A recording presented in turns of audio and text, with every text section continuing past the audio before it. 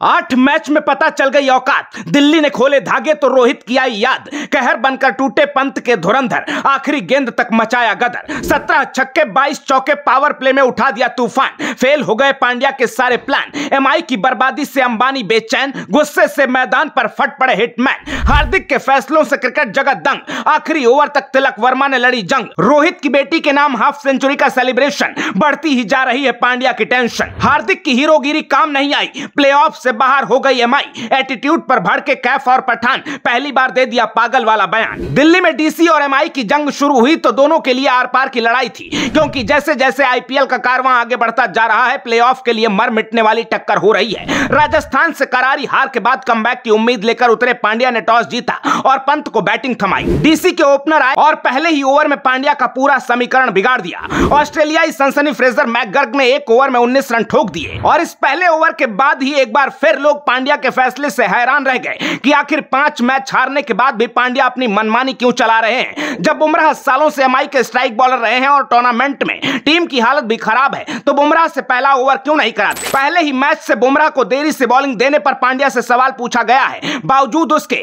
उन पर कोई फर्क नहीं पड़ा। मुंबई इंडियंस के लिए इतना जरूरी मैच होने के बाद भी पांड्या ने पहले ओवर में फिर एक बार प्रयोग किया और ल्यूक वुड को गेंद थमाई। पहले ओवर से मोमेंटम मिला तो मैकगर्ग ने टूर्नामेंट में पहली बार बुमराह को भी टारगेट किया।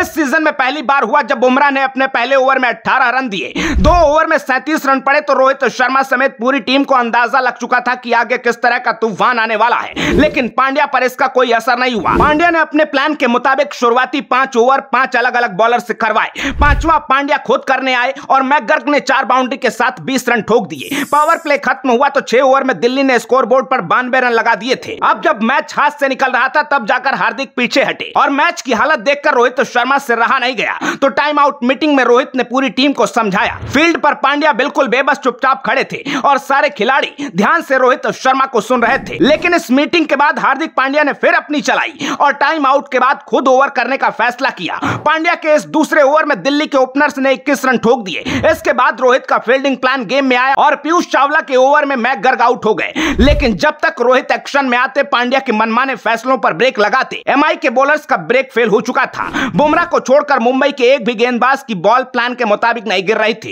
इस बीच 3 नंबर पर बैटिंग के लिए डीसी के शेहोप मैदान पर आए। एक ओवर बाद डीसी के दूसरे ओपनर अभिषेक पोरेल भी आउट हो गए तो पंत भी क्रीज पर आ चुके थे। लेकिन पंत ने खुद से ज्यादा शेहोप पर भरोसा किया और उनसे कहा कि अब हर गेंद बाउंड्री के पार भेजनी है। कप्तान पंत की कमांड मिलते ही शेहोप ने छक्कों की बारिश कर दी और सबकी बोलती बंद कर दी।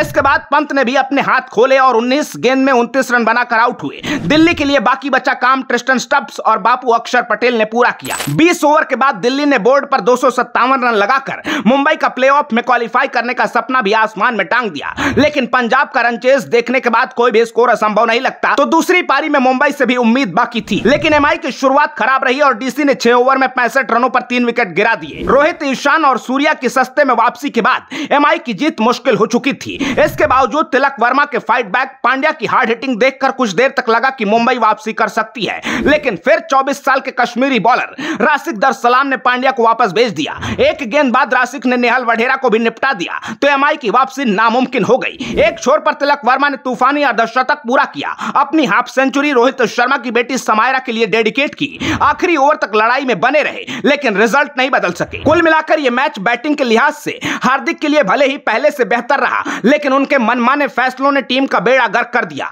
हार्दिक की कप्तानी देखकर टीम इंडिया के 2 दिग्गज बुरी तरह भड़क गए। मोहम्मद कैफ और इरफान पठान ने पांड्या को जमकर सुनाया। मोहम्मद कैफ ने कहा, पांड्या को देखकर लग रहा है कि उनका दिमाग ठीक से काम नहीं कर रहा है। तो वहीं पठान ने कहा, बीसीसीआई को हार्दिक को सुपरस्टार की तरह पेश नहीं करना चाहिए, उन्हें बाकी प्लेयर की तरह ही ट्रीट करना चाहिए। इन खिलाड़ियों के अलावा हार्दिक के रवैये से मुंबई की टीम में भी टेंशन बढ़ती जा रही है। एमआई की हालत और पांड्या की कप्तानी पर आप क्या कहेंगे, कमेंट बॉक्स में जरूर बताइएगा। वीडियो को शेयर करना बिल्कुल ना भूलिएगा। अपना ख्याल रखिए, आते रहिए। जय हिंद।